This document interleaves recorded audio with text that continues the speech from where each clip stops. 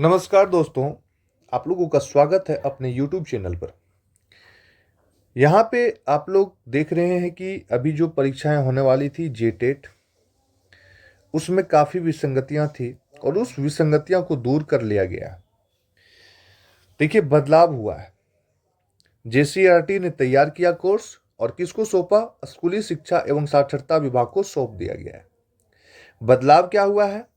तो पहली से पांचवी के लिए मैट्रिक और छठी से आठवीं के लिए इंटर स्तर के प्रश्न पूछे जाएंगे। मतलब आपका पहला से पांचवा तक का जो प्रश्न का स्तर होगा वह 10th का होगा और जो छठा से आठवां तक का होगा वह 12 स्तर का होगा। तो दोस्तों, आप लोग क्या करें, अभी से ही तैयारी करना शुरू कर दें। दूसरी बात, यहां पे आप लोग सोच रहे होंगे कि मैं क्या पढ़ूं। छठी से आठवीं तक का जो प्रश्न स्तर है 12th स्तर का है, तो मैं कौन सी किताब को पढूं?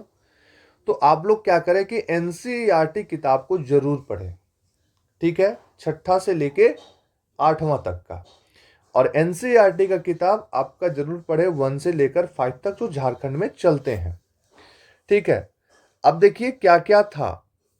तो पहला नियमावली में जो था वो क्या था कि पहली से पांचवी के लिए इसका जो प्रश्न का स्तर था, पहली से पांचवी के लिए इंटर स्तर का प्रश्न पूछे जाते और छठी से आठवीं के लिए स्नातक स्तरीय प्रश्न पूछे जाते।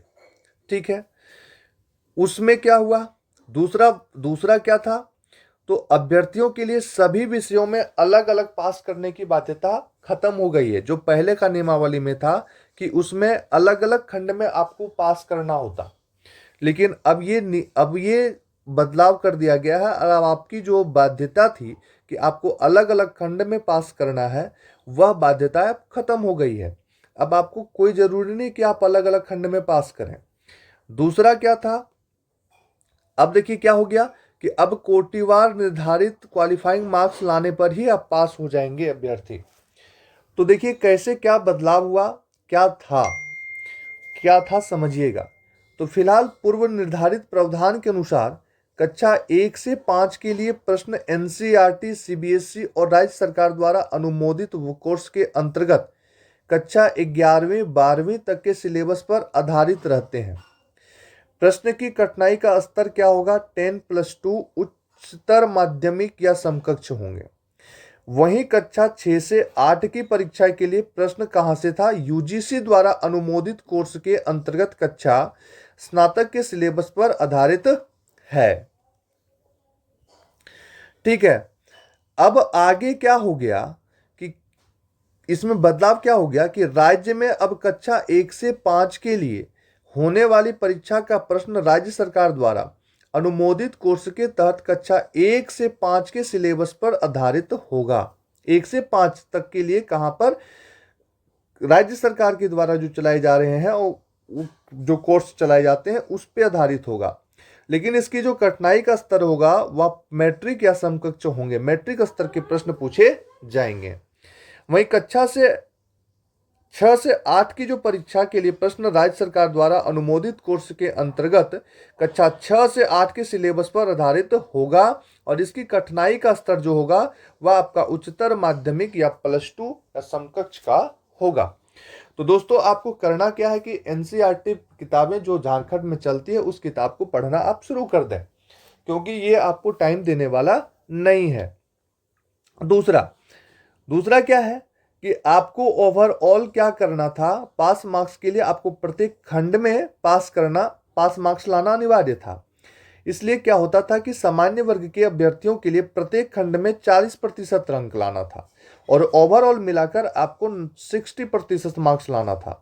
मतलब जैसे हमारा ए खंड है, बी खंड है, सी खंड है, डी खंड है, तो ए खंड में 40% लाना होता, बी में 40। अगर आप बी में सभी में 40-40 लेते आए और अगर बी में आप 35 लेते आए तो आपका क्या हो जाता? खत्म। लेकिन अब क्या कर दिया गया है कि अब आपका ये जो ओवरऑल मतलब प्रत्येक खंड में जो पास मार्क्स लाना था वो खत्म कर दिया गया है और अन्य वर्ग के अभ्यर्थियों के लिए बस वही 5% कम, यानी कि 35% प्रत्येक खंड में, और ओवरऑल कितना लाना था, 55% लाना था।